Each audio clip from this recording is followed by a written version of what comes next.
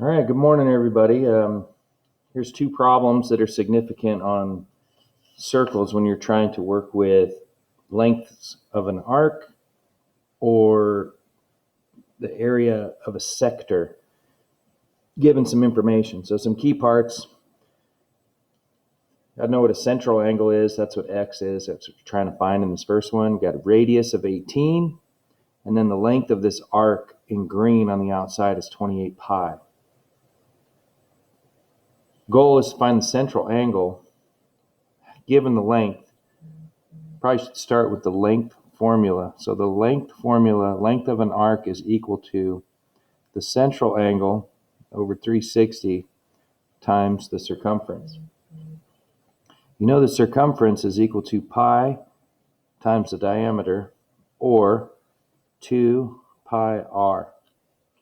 So I'm just going to replace this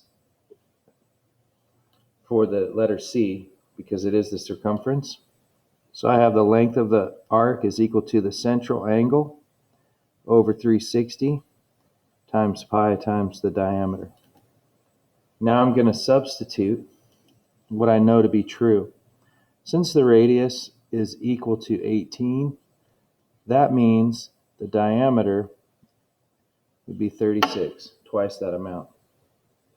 So then I can substitute my information. I know the length of the arc, like it is given, is 28 pi.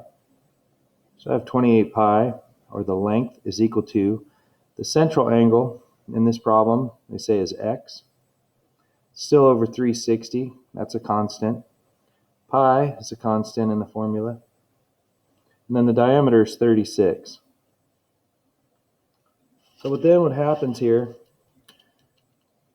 is that you can cross out the 36. And I'm actually going to change x because as I'm working through this problem, I'm noticing x represents the central angle for this arc when we're given this arc. So this part right here, I'm going to say is y. So that means this needs to change to y. So, because that's the central angle that goes with the length of 28 pi. So as I'm working through trying to find y, okay, so make note of that, I'm trying to find y. This cross cancels, leaving me with 28 pi equals y over 10 times pi.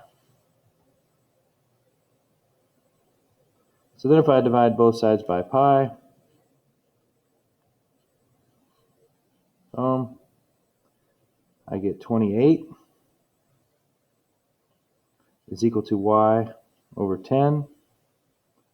So y is equal to 280.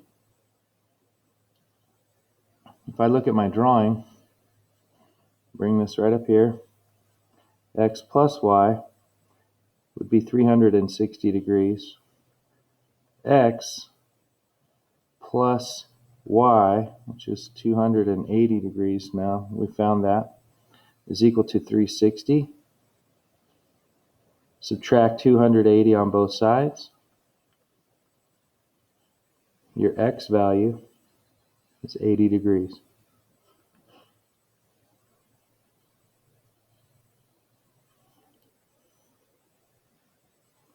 The second problem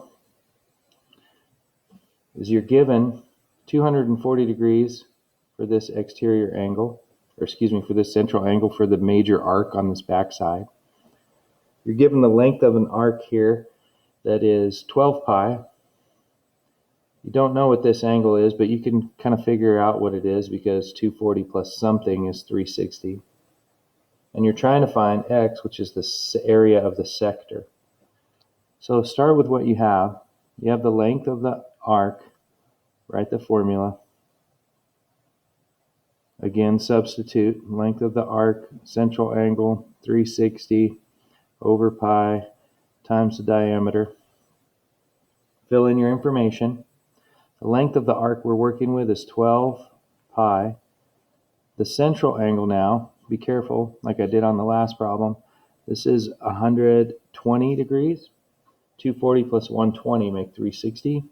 So I have 120 over 360, which you'll see in a second, reduces to 1/3, times pi, times the diameter, which you don't know yet.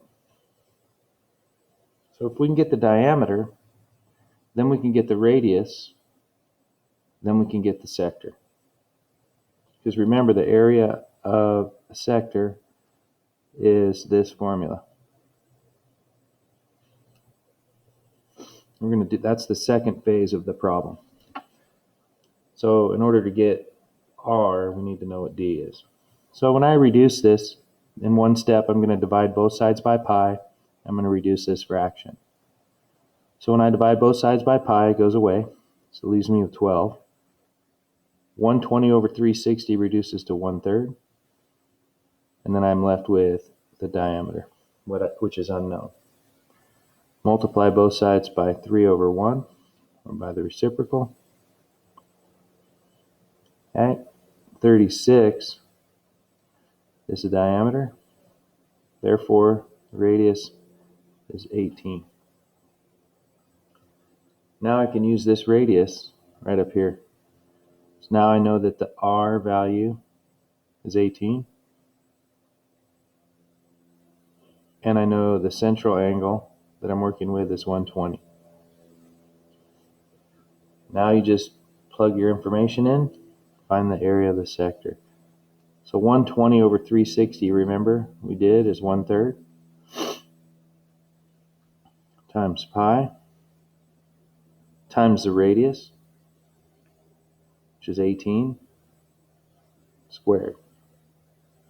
So the area is 1/3 times pi times 324, which is 18 squared. 1/3 of 324 is 108, and then pi on the end. All right, leave that there for a second.